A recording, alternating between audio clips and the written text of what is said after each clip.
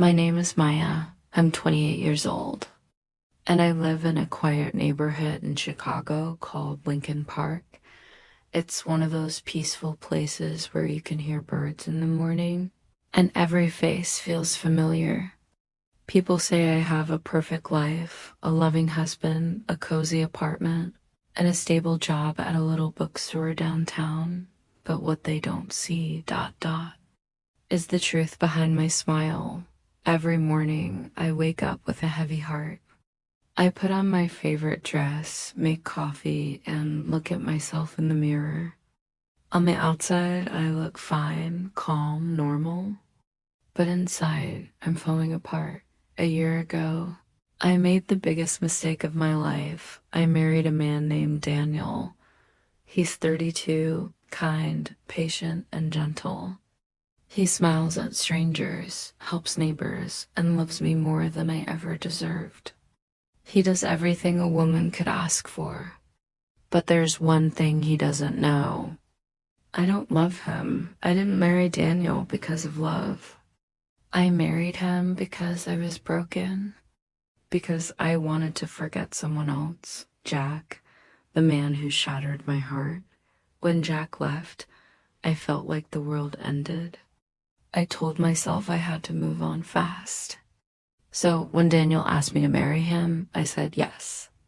Not because I loved him, but because I wanted to escape my pain. I thought maybe love would grow with time.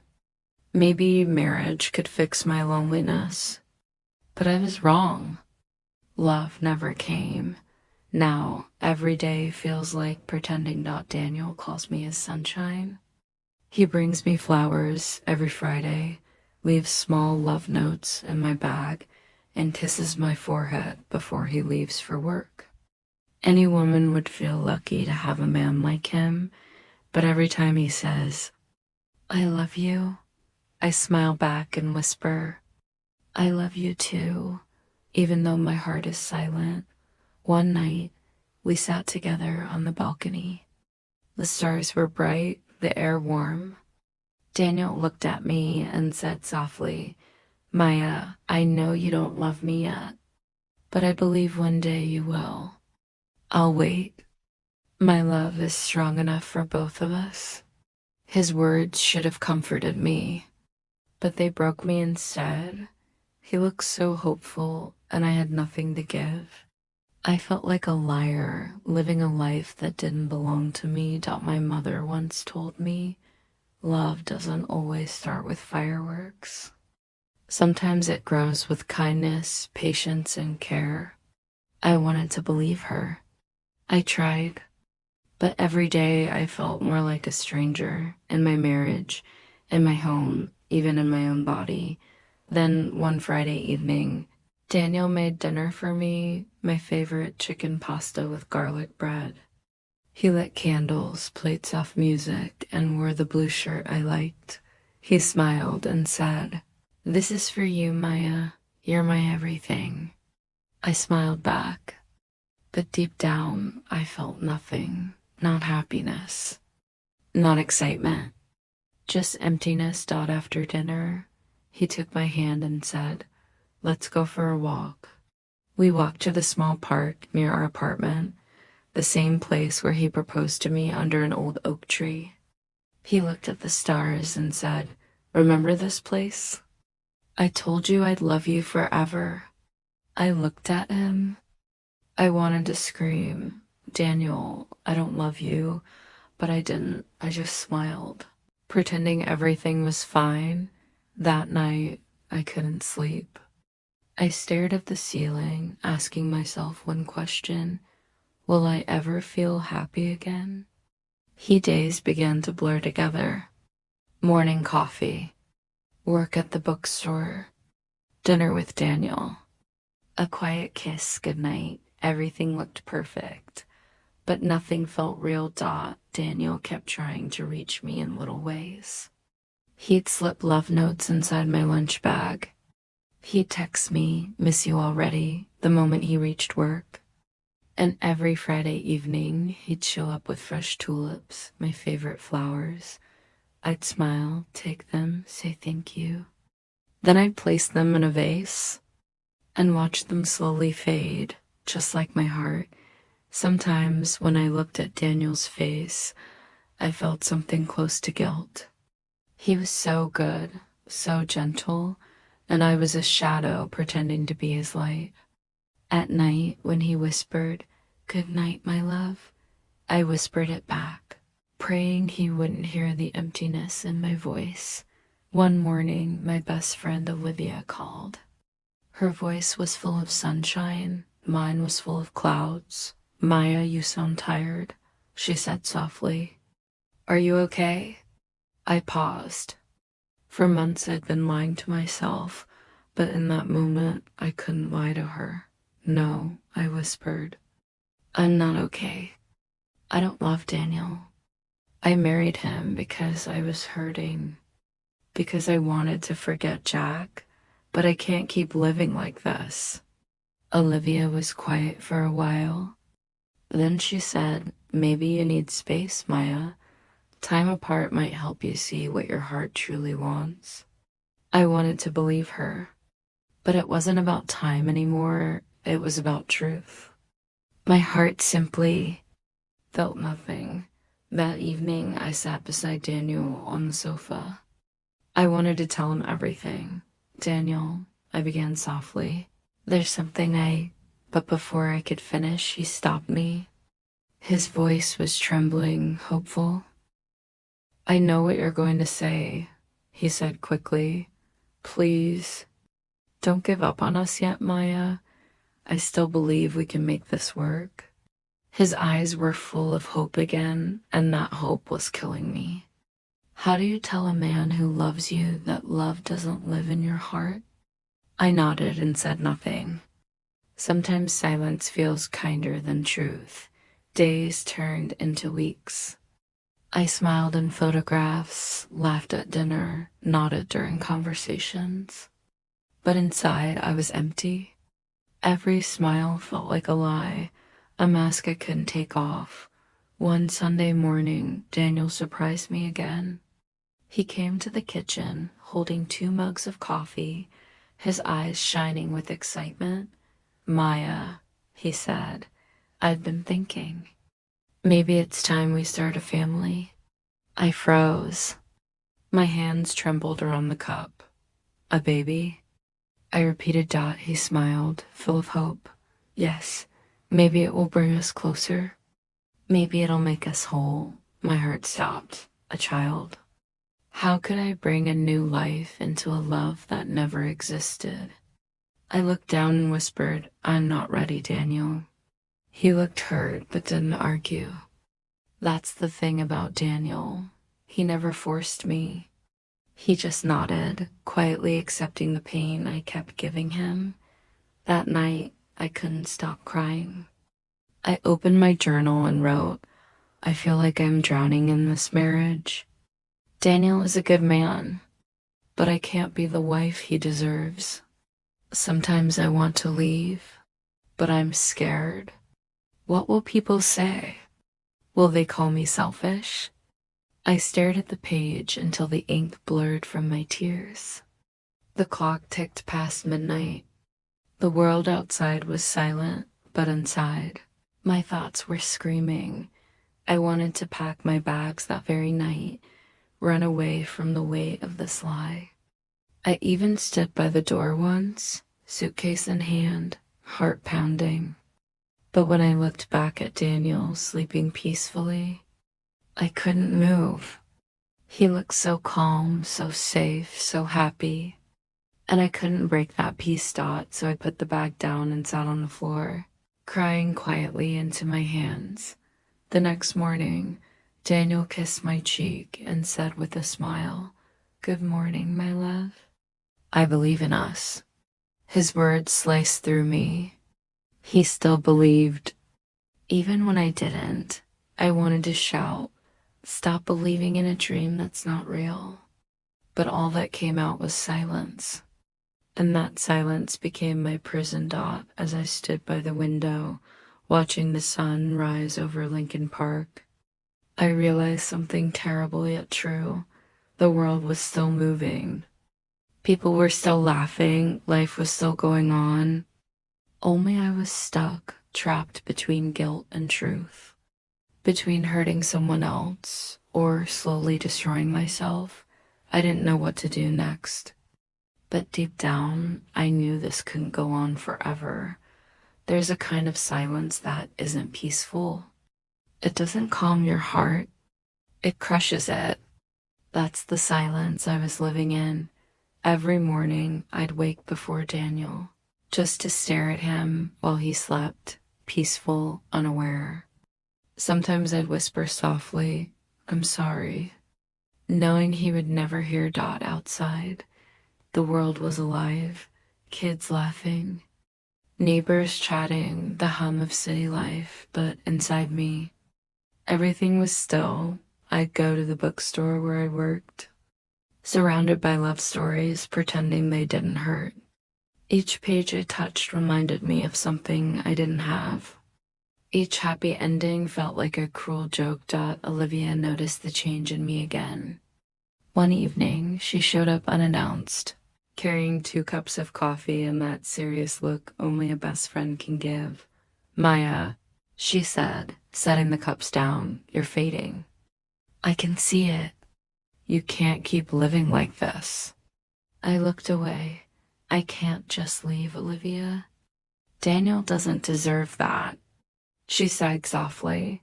"And you deserve to keep dying inside." Her words hit me hard. I hadn't realized how much of myself I'd lost.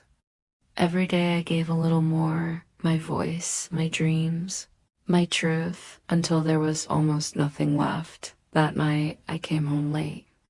Daniel was waiting in the kitchen, dinner untouched, his eyes heavy with worry. "Where were you?" he asked quietly. "With Olivia," I replied. "You've been distant lately," he said, voice breaking. "You barely talk to me anymore. Did I do something wrong?" I felt my chest tighten. He didn't deserve my silence. But if I spoke, it would destroy him. "No, Daniel," I whispered. "It's not you. It's me." He took a step closer, then talked to me. "Please, Maya, I can't fix what I don't understand." I looked into his eyes, kind, desperate, full of love. And for the first time in months, I saw the pain I was causing. He wasn't the villain. He was the victim of my lie. That night, after he fell asleep, I went out onto the balcony. The city lights shimmered in the distance. The cold air brushed my face, carrying memories I tried to bury. Jack's laugh, his goodbye, his silence. I thought I had moved on from him. But maybe I never did. Maybe a part of me was still stuck in the past, holding on to a ghost. I pulled out my phone and scrolled through old messages I swore I had deleted. And there he was, Jack, the last text he sent.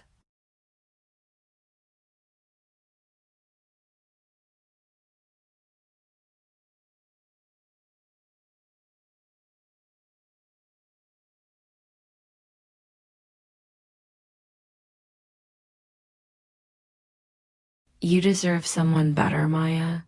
Someone who can love you the way I couldn't." Tears blurred my vision.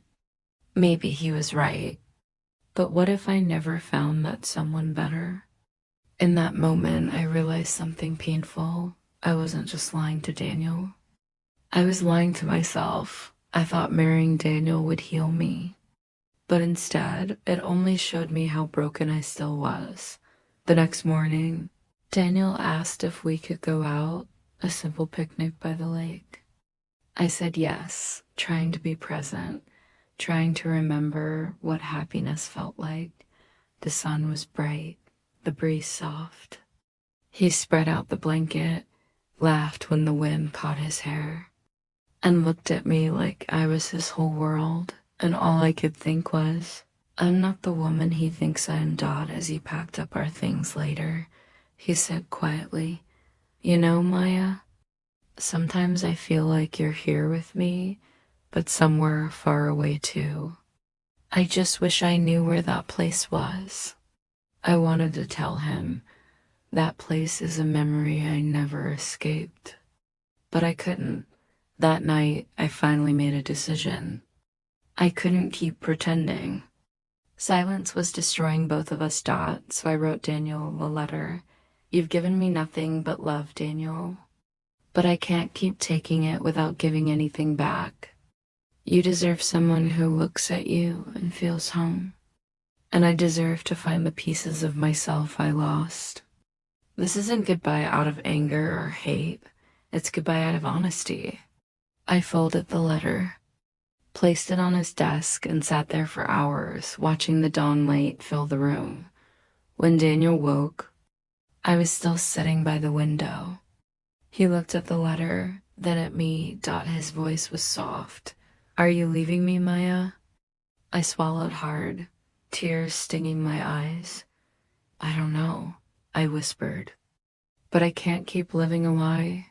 He nodded slowly, pain flickering in his eyes, but no anger, no shouting.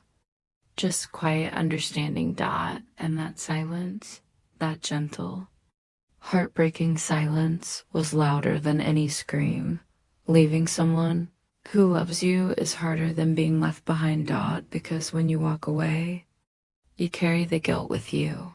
That morning, I packed a small bag, just a few clothes, my journal, and the letter Daniel had written me last year.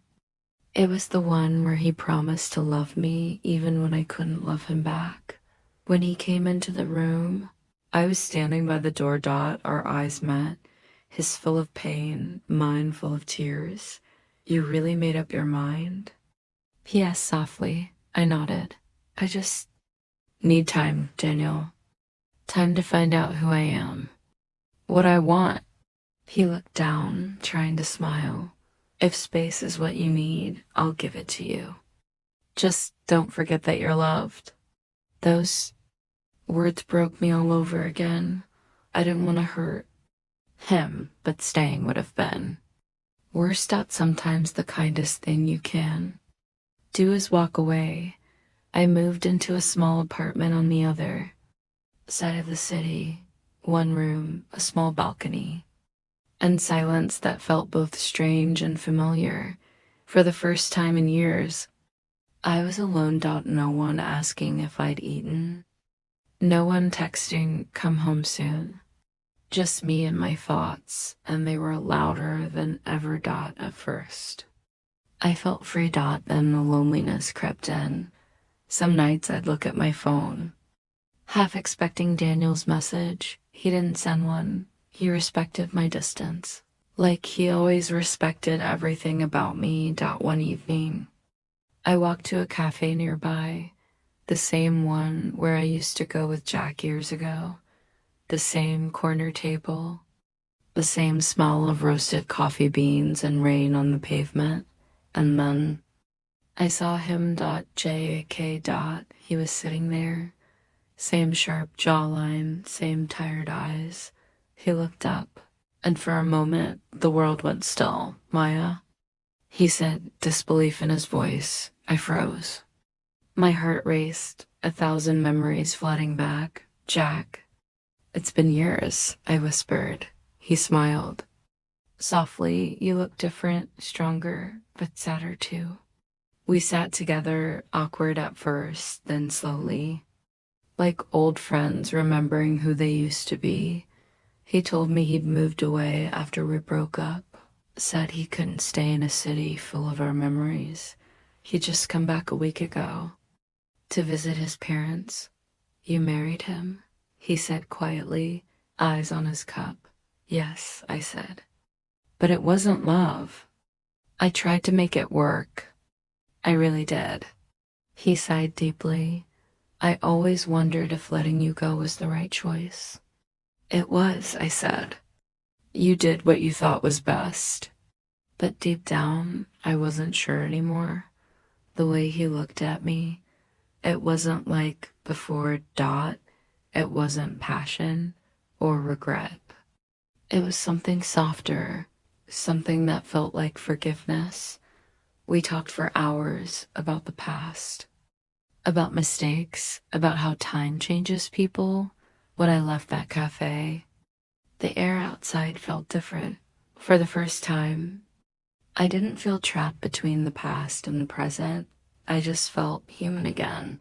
Over the next few weeks, Jack and I met a few more times. Nothing romantic.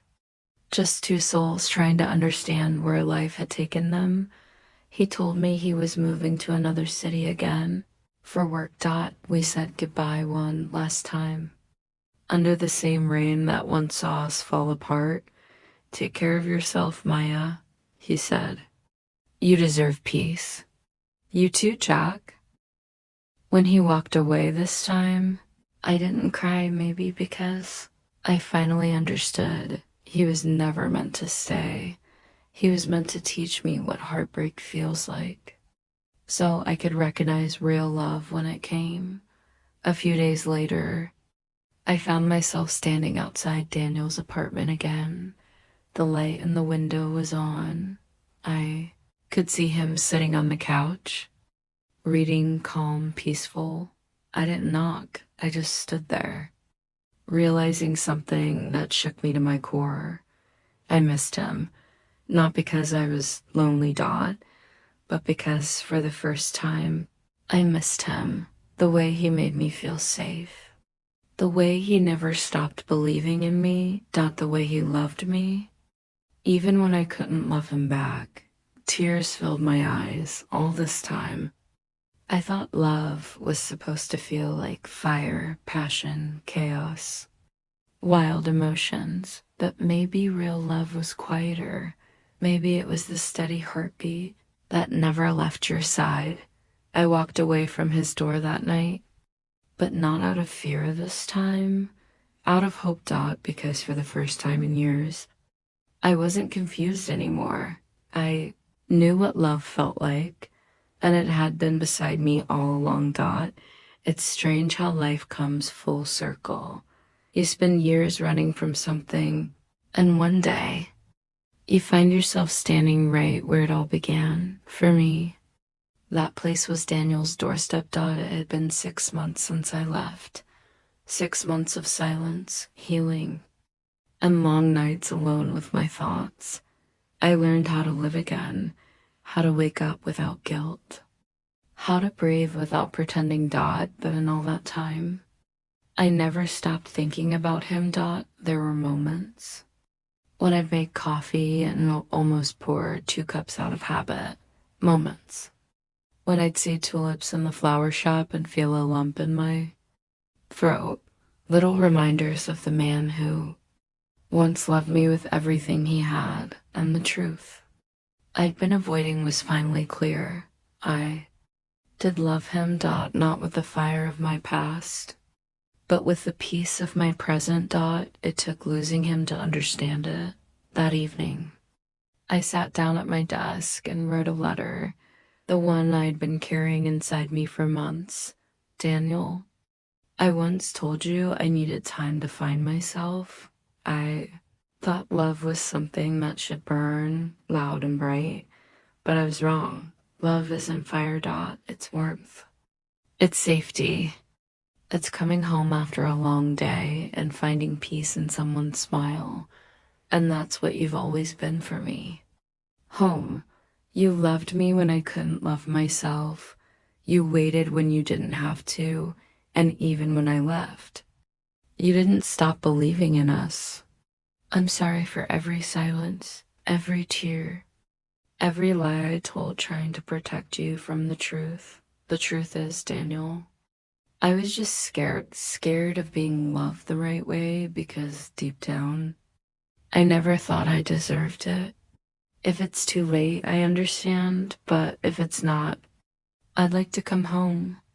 I folded the letter, slipped it into an envelope, and walked out into the cool evening air. My hands were shaking as I stood in front of his building. I never sent the letter. I didn't need to, because when I looked up, he was already there, standing on the balcony, staring out at the sunset, and somehow he saw me. Our eyes met across the quiet street. He froze. Then he smiled, that same gentle smile that once broke me and healed me all at once. He came down the stairs, slowly, as if afraid I might disappear.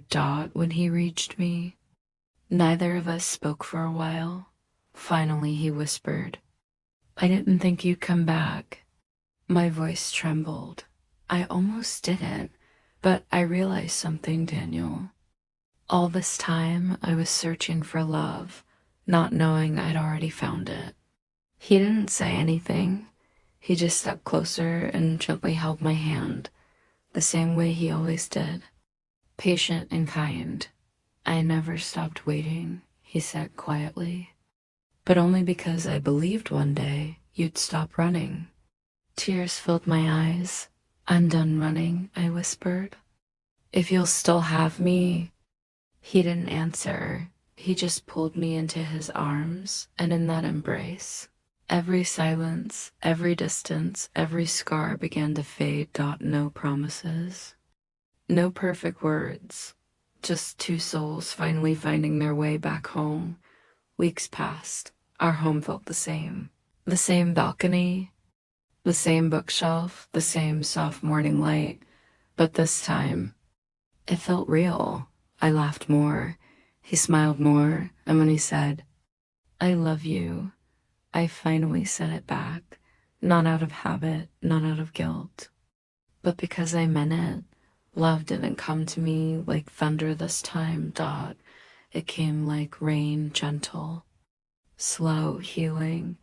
And maybe that's how real love always arrives, quietly, after the storm.